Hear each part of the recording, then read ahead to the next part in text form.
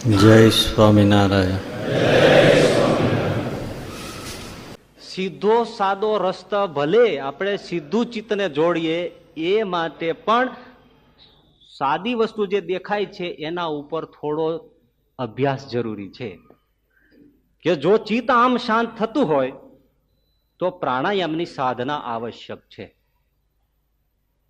શું કરવું જોઈએ? થોડુંક અમુક તો કઈ પૂરું કરી દો.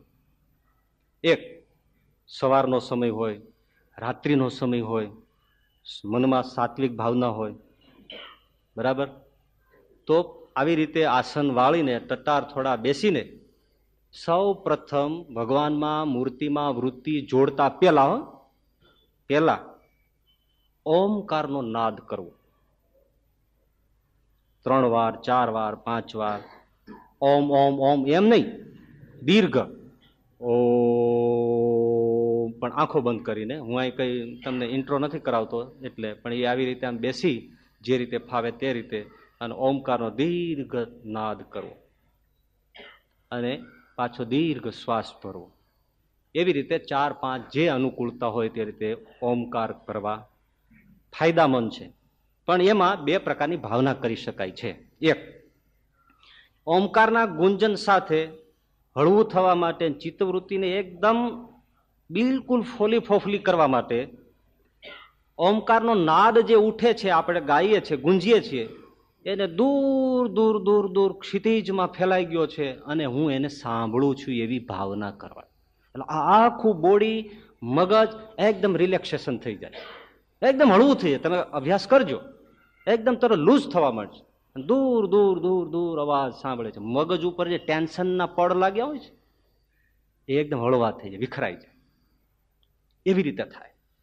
બીજો, એમાં એવી પણ ભાવના કરી શકાય કે ઓમકારના નાદ સાથે મારું અસ્તિત્વ જે છે, સ્થૂળ સૂક્ષ્મ શરીર સમેત, એ અણુ અણુ થઈ અને વિખરાઈ જાય છે.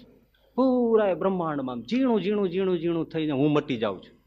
અને આખું જે આ બ્રહ્માંડ છે, આખું જે મને ગગન ગોખ દેખાય છે, એ સંપૂર્ણ મારું સ્વરૂપ છે. આવો ભાવ લાવે એટલે તન મન હળવા થાય છે. આ ઓમકારનું એટલું કર્યા પછી હવે દીર્ઘ શ્વાસ, સીધા ટટાર બેસીને દીર્ઘ શ્વાસ ભરવાનો, છેક નાભીના ભાગ સુધી, અને પછી ધીમે ધીમે ધીમે ખાલી કરવાનું. ધીમે ધીમે, એમ નહીં. સાધનાઓ ઘણી છે, પ્રાણાયામની ઘણી સાધના છે ભાઈ. દીર્ઘ શ્વાસ કેમ લેવાય એની પણ ઘણી સાધનાઓ છે, પણ એ સાધનાઓ આપણે નથી જોડાવાનું. આ ચિત્ત શાંત કરવાની સાધના બેસીને, ઘણા હું પેલા કંઈક પગ ઊંચા રાખીને દીર્ઘ શ્વાસની બધી કરાવતા હોય છે, એ આમાં નથી લાગુ કરવાની. બેસવાનું. તમે ન બેસી શકતા સુતા સુતા પણ આ 2 વસ્તુ થઈ શકે છે, ઓમકારના નાદરી અને દીર્ઘ શ્વાસની. એટલે દીર્ઘ શ્વાસ લઈએ અને દીર્ઘ રીતે છોડીએ. એમાં ભાવના કરી શકાય. શ્વાસ છૂટે ત્યારે એવી ભાવના કરવાની કે મારી અંદરથી મલિનતા, અપવિત્રતા, દુરાચાર, દુર્ગુણો બધા નીકળીને બહાર જાય છે. ફરીથી શ્વાસ લે ત્યારે પવિત્રતા, મંગલતા, સદગુણો, શુભ વિચારો એ મારામાં ગ્રહણ થઈ રહ્યા છે. આવી ભાવના લાવે. આ એક. એના માટે બીજો પણ રસ્તો છે દીર્ઘ શ્વાસ સાથે. જો ગધાને ફાવટ આવે એવું નથી કહેતો, એટલે આ 2માં બબે બતાવી, યાદ હોય તો યાદ રાખજો. 2માં મેં બબે તમને વિધિ બતાવી છે. એમાં એક આ દીર્ઘ શ્વાસમાં દુર્ગુણો અને સદગુણોની નિકાલ અને સ્વીકાર, પણ એની સાથે બીજી વાત, એ ન ફાવે અથવા તો બંને કરી શકાય. 2માં બબે કરવામાં આમાં કોઈ તકલીફ નથી. શ્વાસ મૂકીએ તો આ શ્વાસ અહીંથી શરૂ થયો, આમ જાય એટલે આવી રીતે કલ્પના કરે, અને કલ્પના એટલે શ્વાસ જાય જ છે. જેટલો ખાલી કરવા માટે પેડુને અંદર ખેંચવાનું, એટલે બધું જ ખાલી થઈ જાય. ખાલી થયો પણ શ્વાસ ગયો, એ ગયો તો જેટલે સુધી આમ જાય એના કેન્દ્ર ઉપર મહારાજની મૂર્તિ મૂકવાની. મૂર્તિ ત્યાં જ છે.